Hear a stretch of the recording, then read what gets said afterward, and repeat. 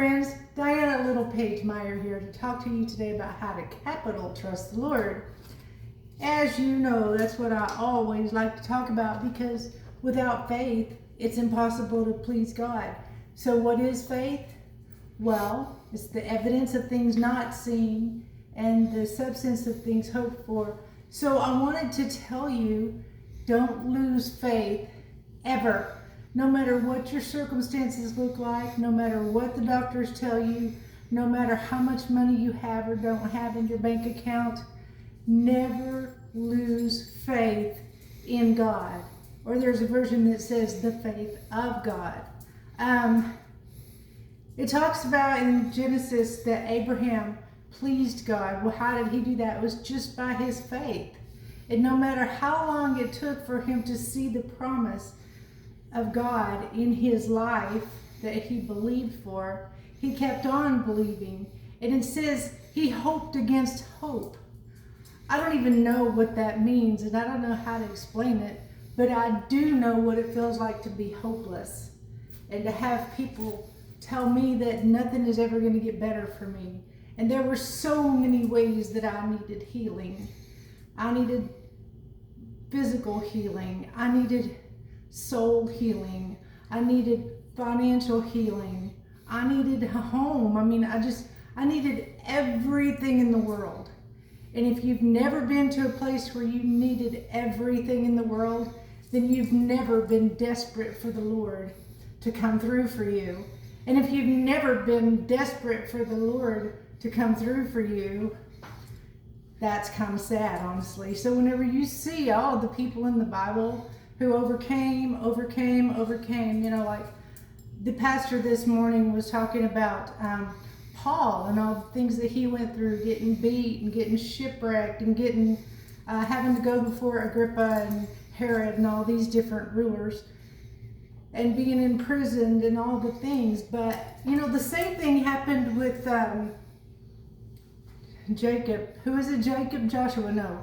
Jacob in the coat of many colors.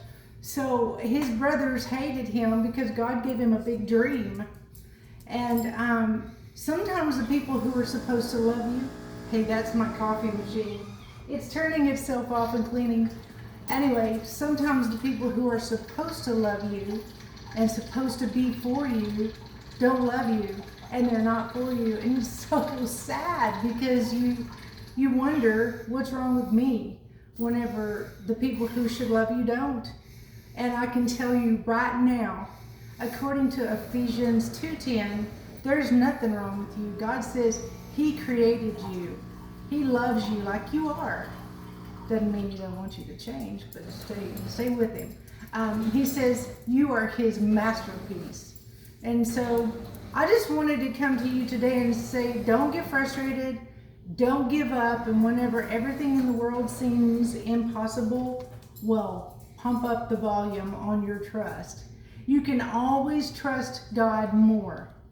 And when you come into a situation where you need to trust the Lord because things in the world are just not working, consider yourself blessed. Consider yourself happy, blessed, prosperous, and fortunate. Because when you're walking around in the world and you think you got this under control, you're wrong. And there'll be a time when you'll figure that out. And when you figure that out, if you will turn to Jesus, he will be right there, and you'll wonder, how did I not bump into him before now? Because he'll be right there. The Lord said he sent his Holy Spirit to be your guide, to be your comforter, to be to talk to you and just kind of keep you going on the right track. But if you're not paying attention to what he's saying, you can go off and do your own thing. You can walk away from him. And so don't get frustrated whenever things happen and they seem hard. As a matter of fact, I was talking to my husband earlier about how, he's got muscles, and he goes to the gym 3 days a week. Even guys, when we're out in church, in public, at different places, at the store or whatever, guys will walk up and say, man, you're in good shape. Well, I can tell you, he didn't get in good shape by not having any resistance. And then, the man goes to the gym and he does curls and he does whatever the pull-up things are and You can tell I'm not really into that, but he loves it and it works well for him. And well, he didn't start out lifting 200 pounds or whatever his top weight is, I don't know. He started out with lighter weights and lighter reps and different things. And the same is true with you and life with Jesus. The pastor this morning was talking about how hard life is and how it doesn't get easier when you start walking with Jesus. And I agreed with everything he said, except for it doesn't get easier. And what he meant, he's right. It doesn't get easier, meaning the problems that come at you are not fewer or less hard to deal with. But to me, it gets a lot easier because I know this.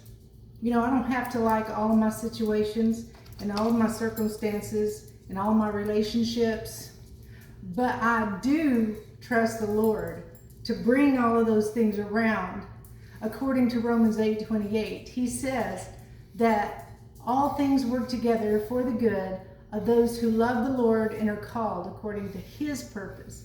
I love the Lord and I'm called according to his purpose, and I walk in his plan for me, and I trust him, and I know that he is working all of these things out for my good and for his glory.